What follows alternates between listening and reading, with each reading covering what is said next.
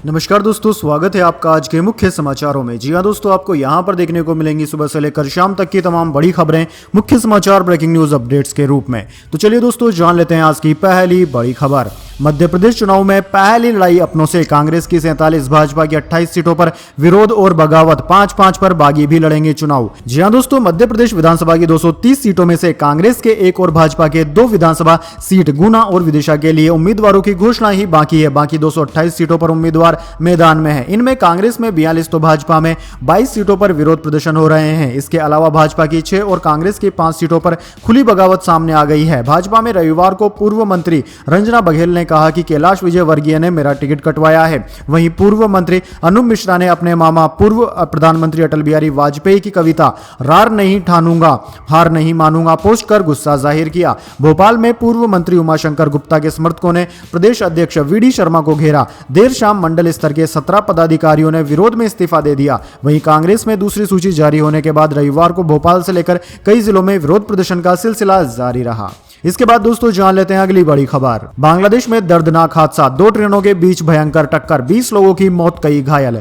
जी हां दोस्तों, बांग्लादेश में एक बड़ा ट्रेन हादसा हुआ है। बांग्लादेश में सोमवार को 2 ट्रेनों की भीषण टक्कर में कम से कम 20 लोगों की मौत की खबर है और सैकड़ों घायल हो गए हैं। पुलिस का कहना है कि मरने वालों की संख्या में और इजाफा हो सकता है। यह ट्रेन हादसा तब हुआ जब राजधानी ढाका से लगभग 80 किलोमीटर दूर भैरब में एक पैसेंजर ट्रेन एक मालगाड़ी से टकरा गई और चारों ओर चीख पुकार मच गई। वहीं दोस्तों, स्थानीय पुलिस अधिकारी सिराजुल इस्लाम ने कहा कि मरने वालों की संख्या बढ़ सकती है क्योंकि बचाव अभियान जारी है। समाचार एजेंसी एपी के मुताबिक अब तक इस हादसे में 20 लोगों की मौत हो गई है, जबकि बांग्लादेशी मीडिया की माने तो मरने वालों की संख्या 20 को पार कर चुकी है। समाचार एजेंसी राइटर्स ने बताया कि इस भीषण रेल हादसे के बाद अग्निशमन सेवा कर्मी मौके पर पहुंच चुके हैं और बचाव अभियान जारी है। इसके बाद दोस्तों अगली बड़ी खबर। पूर्व भारतीय कप्तान बिशन सिंह बेदी का हुआ निधन। 70 के दशक की फेमस स्पिन चौकड़ी का हिस्सा थे। सचिन को बेटे की तरह मानते थे।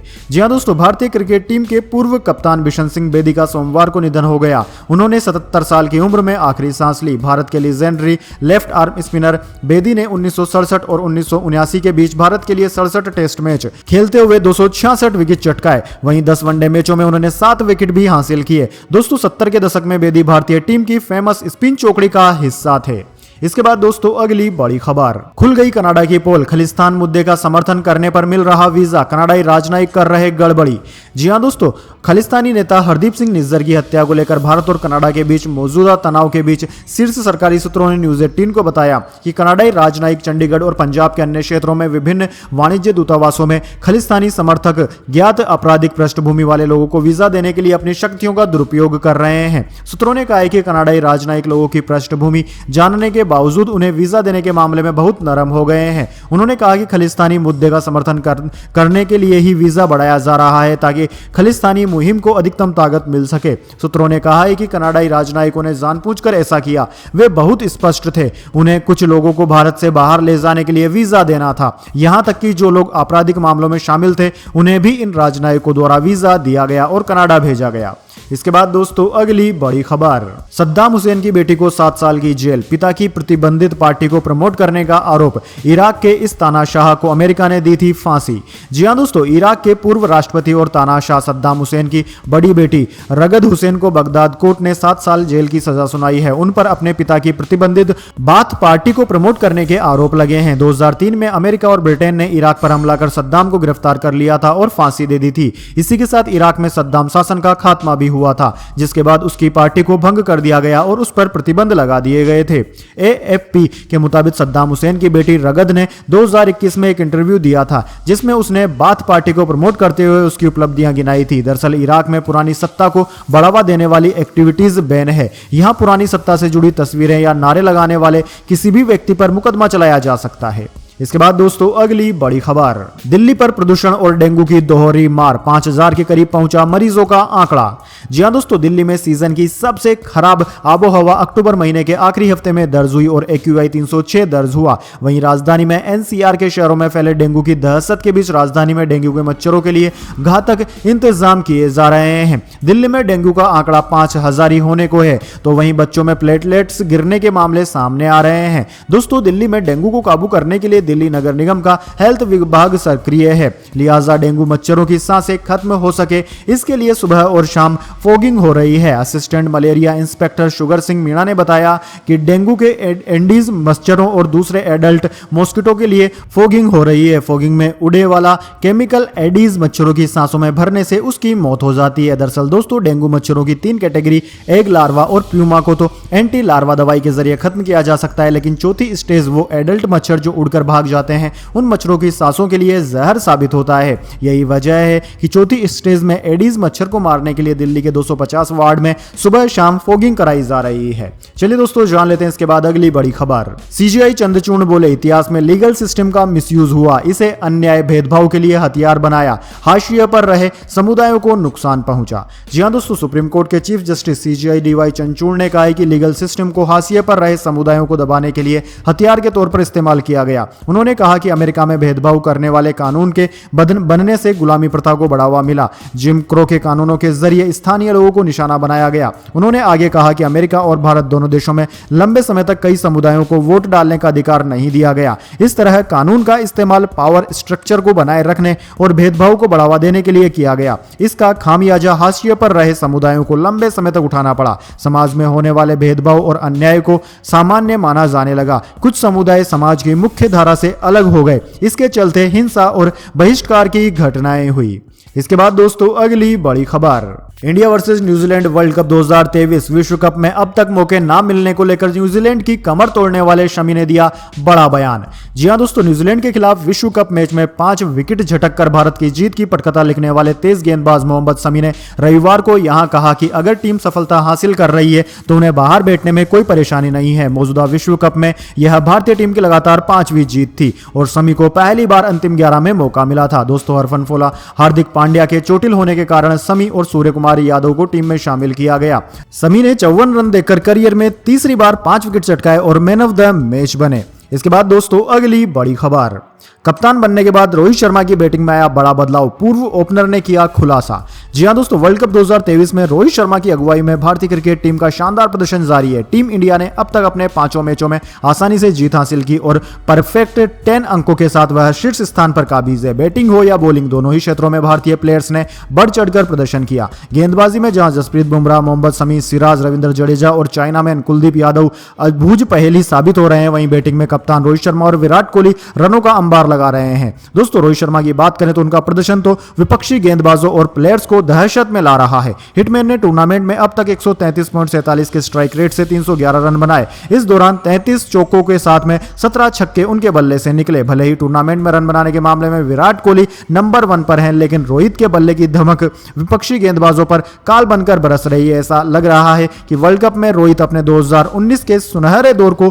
फिर आगे बढ़ा रहे हैं। फिलहाल दोस्तों टीम इंडिया के पूर्व ओपनर अभिनव मुकुंद का मानना है कि वर्ष 2017 से 2019 के बीच का समय रोहित के लिए लाजवाब रहा और उन्होंने उनके रन खुद इस बात की गवाही देते हैं। 2017 में वनडे में टीम इंडिया की कप्तानी संभालने के बाद से रोहित ने बल्ले से न केवल खूब रन निकले हैं बल्कि उनकी स्ट्राइक रेट में भी सुधार हुआ है और अब यह जबरदस्त ताबड़तोड़ बल्लेबाजी करने लगे हैं। इसके बाद दोस्तों जान लेते हैं अगली बड़ी खबर, वाघ बकरी चाय के एग्जीक्यूटिव डायरेक्टर का निधन। पराग देसाई स्ट्रीट डॉग से बचने की कोशिश में सड़क पर गिरे थे, ब्रेन हेमरेज से हुई मौत।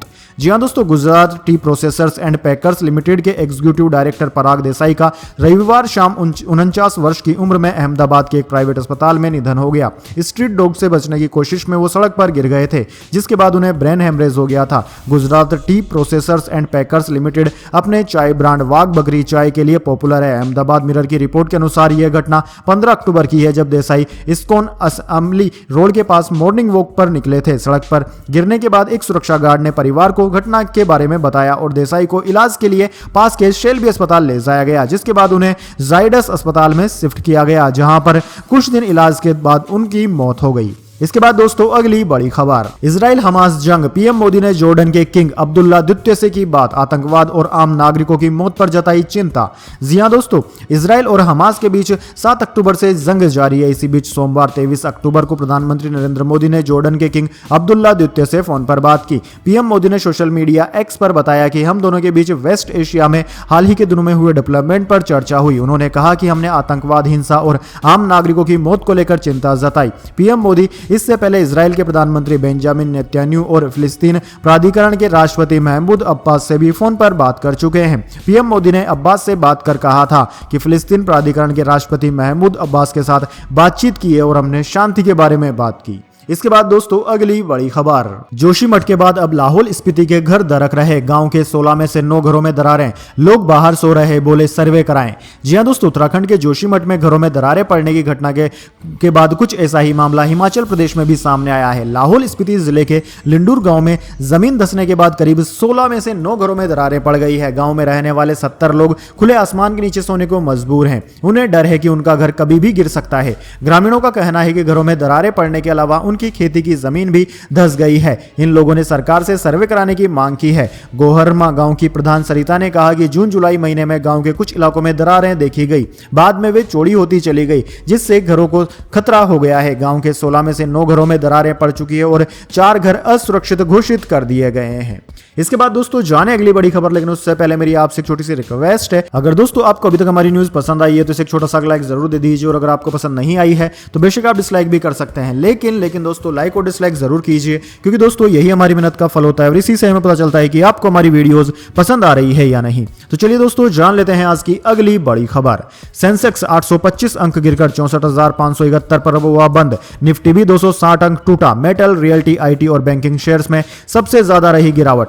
जी हां दोस्तों, शेयर बाजार में सोमवार को बड़ी गिरावट देखने को मिली। सेंसेक्स 825 अंक गिरकर 64,571 के स्तर पर बंद हुआ। वहीं निफ्टी में भी 260 अंकों की गिरावट रही। यह 19,281 के स्तर पर बंद हुआ। मार्केट की इस गिरावट से आज निवेशकों के 12.79 लाख करोड़ रुपए डूब गए। इस गिरावट के बाद बीएसई का मार्केट कैप घटकर 311.55 लाख करोड़ रुपए रह गया। यह बीते शुक्रवार को 324.12 लाख करोड़ रुपए था। दोस्तों सेंसेक्स के 30 शेयरों में से 28 में गिरावट और सिर्फ 2 में तेजी देखने को मिली। आज सबसे ज्यादा गिरावट मेटल, रियल्टी, आईटी और बैंकिंग शेयर्स में देखने को मिली। रुपया अमेरिकी डॉलर के मुकाबले 6 पैसे गिरकर 83 रुपए 18 पैसे पर बंद हुआ। वहीं दोस्तों बात करें निफ्टी 50 के टॉप गेनर और टॉप लूजर स्टॉक्स की, तो दोस्तों निफ्टी 50 के गेनर्स में आज केवल 2 स्टॉक्स ही रहे, महिंद्रा एंड महिंद्रा और बजाज फाइनेंस। इसके अलावा दोस्तों टॉप लूजर की बात करें तो टॉप लूजर्स में L&T, माइंट्री, अडानी एंटरप्राइजेस और हिंडाल्को रहे।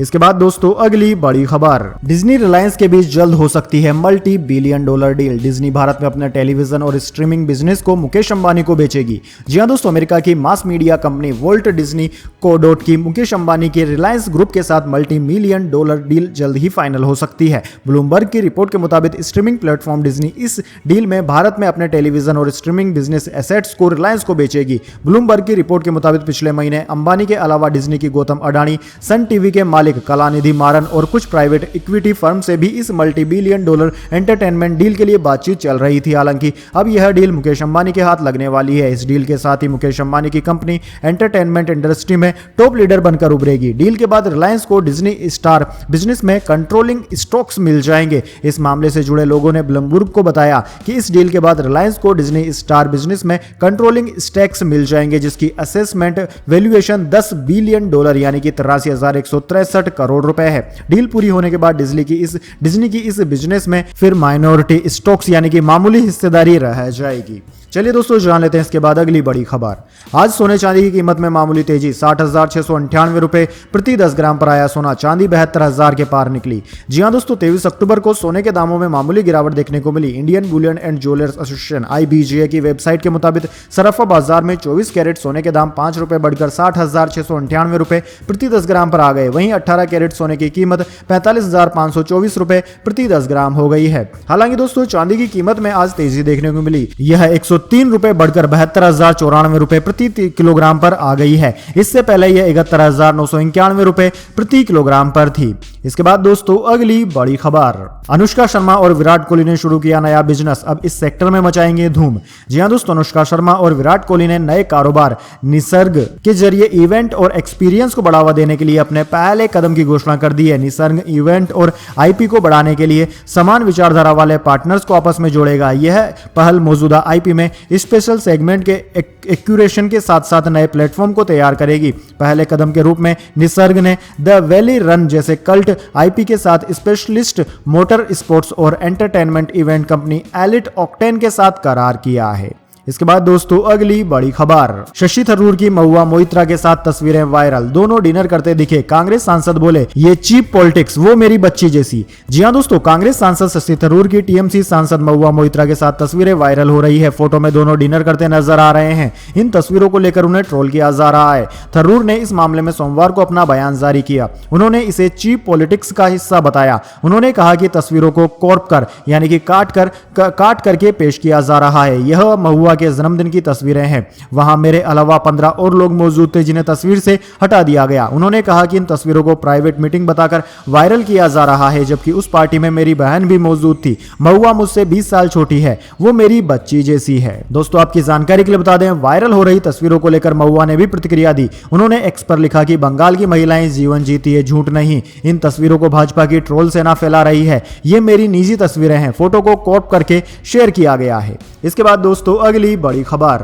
चुनाव आयोग ने लिया बड़ा फैसला, अपराधी पृष्ठभूमि के प्रत्याशियों को 3 बार सार्वजनिक करनी होगी सूचना। जी हां दोस्तों, राजस्थान में होने वाले विधानसभा चुनावों को लेकर निर्वाचन आयोग सख्त नजर आ रहा है। कई बड़े एक्शन के बाद निर्वाचन आयोग ने अपराधी पृष्ठभूमि के उम्मीदवारों के लिए नई गाइडलाइन जारी करते हुए 3 बार अलग अलग समय पर समाचार पत्रों व टीवी चैनलों में जानकारी प्रकाशित करने का फैसला लिया है। ऐसे में आपराधिक पृष्ठभूमियों वाले प्रत्याशियों की परेशानी बढ़ती नजर आ रही है। आमतौर पर चुनाव में आपराधिक पृष्ठभूमि के लोग चुनाव लड़ते हैं और भय फैलाकर वोट लेते हैं। चुनाव जीतने के बाद सत्ता पर काबिज होते हैं। ऐसे में पहली बार मीडिया में प्रकाशित करने का आदेश पार्टियों को दिया गया। तो अब निर्वाचन विभाग ने एक बड़ा फैसला लिया है। नामांकन पत्र में यदि खुद के संबंध में कोई आपराधिक मामला दर्ज होने की सूचना दी जाती है तो अभ्यर्थी एवं संबंधित राजनीतिक दल को सूची के अनुसार जानकारी प्रकाशित व प्रचारित करनी होगी।